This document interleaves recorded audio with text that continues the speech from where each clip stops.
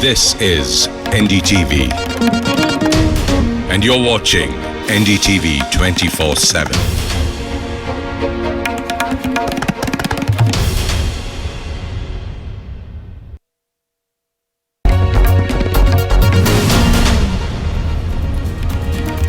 Welcome back to our special show now. All your questions on coronavirus, any doubts that you have regarding the disease, do call in. We have doctors to answer all those queries for you. Doctors from across the country joining us.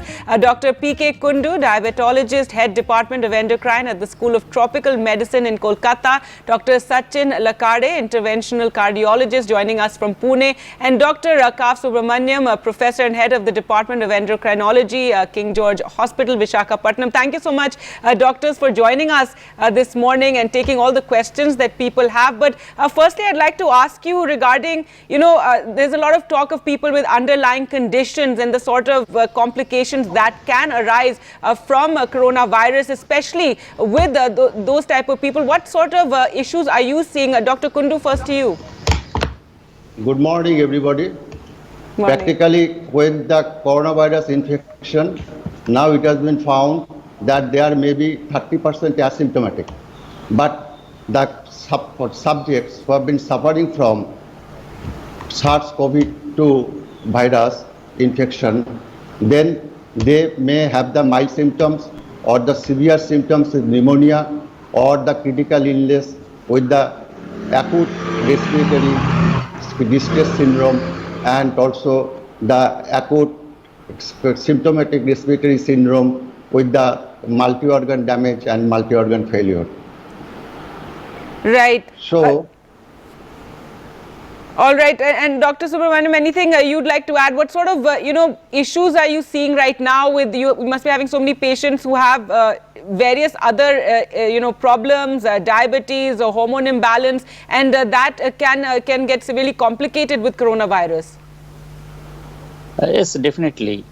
See, when you look at various options and various things which are present with this corona, see, a patient who has diabetes or heart disease or hormone problems like thyroid, and most important is steroid deficiency. So these are various problems which can be there to the patient. But the most important thing is the patients have to be careful.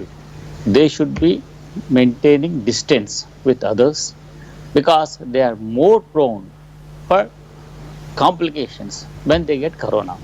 Absolutely. Because once they have diabetes, the glucose levels are very much important, and high glucose levels will make them more susceptible for complications. That is one. Likewise, those patients who are on steroids might be for some adrenal deficiency, or they might be using steroids for some other disease, for example, rheumatoid arthritis. So these patients are also more susceptible for complications.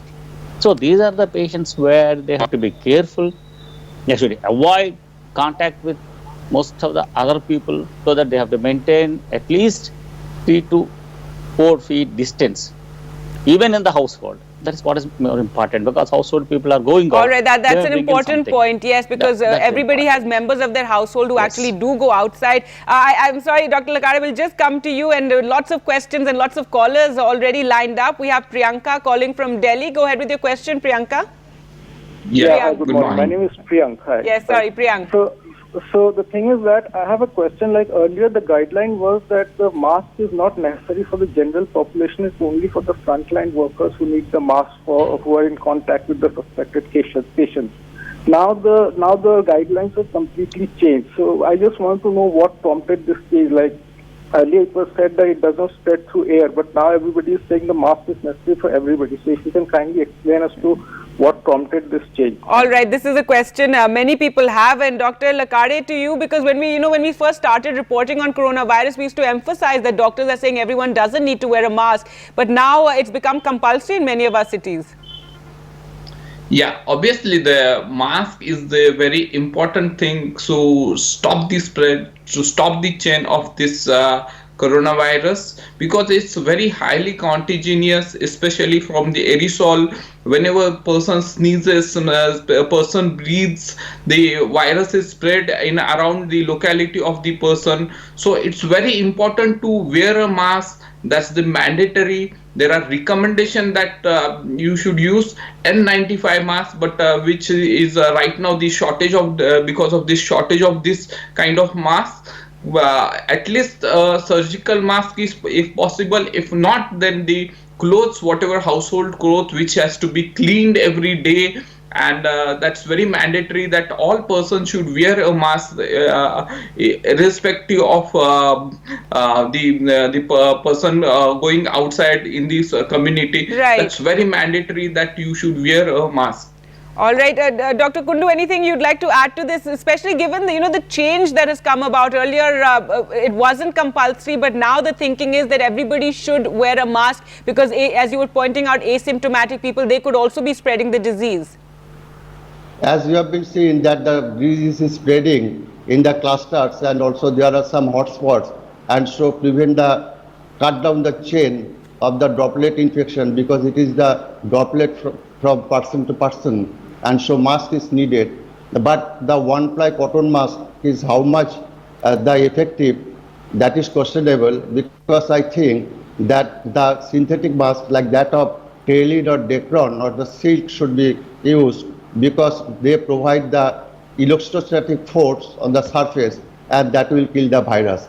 So that's another thing. And when you have been using the mask, when you have been going outside of your home, also you should not touch the outside of the mask and dispose it and open the mask carefully as per the protocol. All right. And never touch the outer surface of the mask. All right, so really change in behavior, and of course the touching of the face is something that's been emphasized from the start. One has to get out of that habit. We have a caller from Bengaluru, Bhagya. Go ahead with your question. Yeah, good morning, doctor. Good morning. I'm Bhagya Sanket. My question is too simple. I'm 70 plus. I stay in Bengaluru, and I'm glued to my four walls since last 25 days, and I have not gone out, and I have not come in contact with anybody. I don't touch anything outside, only whatever it is inside the house. Now, it has become an obsession that going to the sink and washing my hands every half an hour or so, and I want to know if I'm inside my house for so long, is it that necessary that I have to wash the hands every now and then? All right, Dr. Subramaniam, go ahead. This is a very important question. But one thing is that we should wash our hands with soap, and that too, you should wash the hands up to the elbows. That is important. And remember, you should not wash the hands so frequently, especially if you are a diabetic. You may get fungal infections in between the fingers. So please be careful. And washing the hands at least 5 to 8 times in a day would be sufficient, because there is a waking up time. That means you are washing the hands every 3 hours or so. That is more than adequate. You need not wash hands every half an hour or so, because see, this is becoming something psychological. So you need not do it. When you are staying in the home and you are not touching anything which is being brought from the outside, and it is okay if you wash your hands every 2 to 3 hours once. Please, this should all be. All right, I think people are now, it's been so hammered into us to keep washing your hands. People, you don't even realize, they just, I think every 20 minutes just happen to go to the bathroom and wash their hands. It's become sort of a habit with everyone. Yes, we have another caller from Srinagar, Junaid calling in. Go ahead with your question, Junaid. Good morning. Good morning. Since there is no vaccine available for the treatment of this dreaded disease at present, and the treatment is based purely on assumptions and presumptions, and the doctors have been saying it is only the immune system of a patient which is the only source of fighting this disease. If a person, after being caught by the coronavirus disease, gets treated or goes back to his home, if he catches the second wave of infection of the same disease, does his immune system will work in the same way as it responded in the first case of infection? All right, Dr. Kundu, if you could take that question. Also, there's a lot of talk of plasma from recovered patients now being used for some sort of treatment. So yes, the impact it has on the immune system and the possibility of getting an infection again. Yes, first for the washing of the hand, I should also emphasize that the finger rings and the ornaments which have been worn, which have also to be washed thoroughly with soap and water. And I think that the practice of washing hands with soap for 20 seconds be a good practice, and then it will be a very good habit even after the epidemic will over. And of the plasma, convalescent plasma that contains the IgM, and that is against the COVID-19, and so it can kill the coronavirus, but the convalescent serum is very less, and it is to be pooled for 5 to 8 subjects. So it is also very scarce in our country, and it is not possible to treat every patient. Only the critically ill patient can be given the convalescent plasma. All right, doctor, but the question, that Junaid had regarding the immune system as well, Dr. Lakade, if you could also answer that regarding the impact on the immune system of the patient who may have recovered. Yeah, Yes, it's like if the patient has one infection, there is very less likely that he will have reinfection. But there are few cases in the world where from China, the person has been infected. Once he has been infected, after 3 weeks, 4 weeks, patient has recurrence of infection. The test has come positive. The symptoms are there. But obviously with the development of immunity, the severity of disease would be definitely low as compared. It's time to come. We are aware, we are not aware. It's only now 2.5 months to 3 months for this disease. So we cannot assure. But having the antibodies in your body is very important, because once it's for any disease, if you have immunity for any disease, the less likely that the severity of the disease or the form of disease will be less severe, or you might not have that severe symptoms, or you might not have the symptoms also in the future. All right, we have another caller from Bengaluru. Niharika, go ahead. My question is, I traveled back from US on 18th of March. I've never had any symptoms till then, and I've been in quarantine for 14 days. Now my question is, in case if I'm an asymptomatic carrier of virus, for how many days should I maintain distance from everyone? Okay, Dr. Subramaniam? Anybody who has returned, usually the incubation period is around 14 days to 21 days. So when this is the thing, everybody who returns are probably an asymptomatic carrier. They should be at least quarantined for 21 days. That would be okay. But already the government have decided to quarantine for 21 days, and a further 1 or 2 weeks would do, because it is not only whether you are a risk for other people, it is also that you may contact from other persons also. So, as far as your question is concerned, at least a 21 days of isolation would do. Okay, 21 days up. We have Pavan now calling from Delhi. Pavan, go ahead with your question. Hi, doctors. Good morning. I'm Dr. Pavan. Actually, I just wanted to know, since it's getting hot in Delhi and elsewhere, is it okay to use air conditioners in the houses or the clinics or the shops? All right, Dr. Kundu? Yes, about the hot season, you can use the air conditioner, but do not go from the cold room to the hot area frequently, and stay inside, because the air conditioner is good for filtering the air. And I think that if you have the susceptible to cold, then better to avoid it, because any sneezing or running nose or any fever, it happens, but if it is not due to the coronavirus, it may be like the common flu or due to the common cold, and then it will be confused to you, and you will be panicky, and then that you should run to the doctors. All right, a caller from Baramulla. We have Shafat Ahmed calling in, and he's a health worker. Go ahead with your question. Good morning, ma'am. Good morning. And good morning to all panelists there. My question is that I am suffering from last year diabetes and hypertension. Plus, I have a hypoxia, but I have to attend my duties regularly. What sort of precautions I have to take more and more? I would like to know what are the guidelines for the health workers in these conditions. Thank you. All right, Dr. Subramaniam, very important question, especially for people who are working in the field of health right now and are suffering from other, underlying conditions.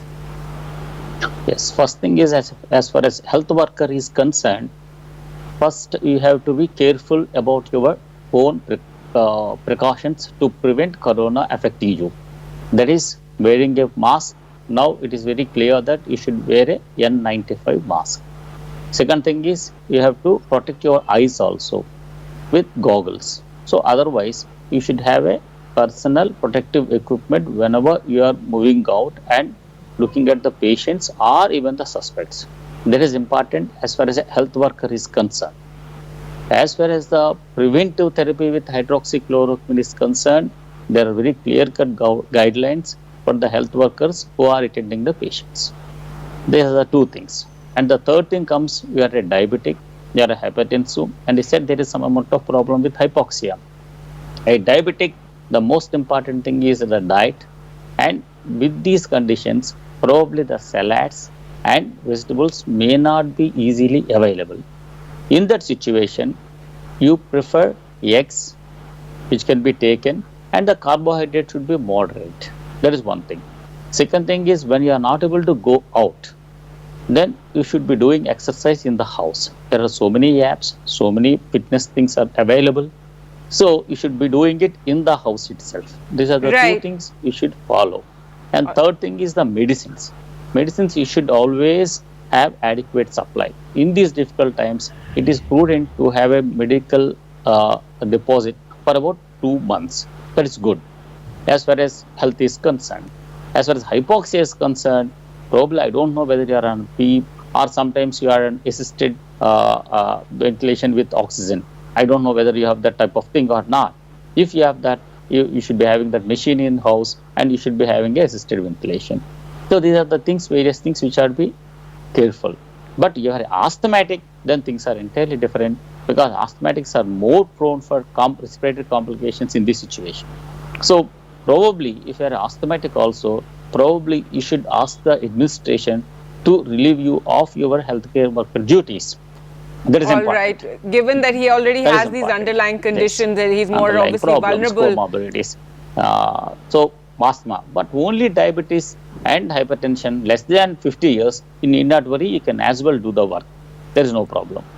All right. Thank you so much for that, Doctor. We have a caller, Shankar, calling from Madurai. Go ahead with your question, Shankar. Good morning, all.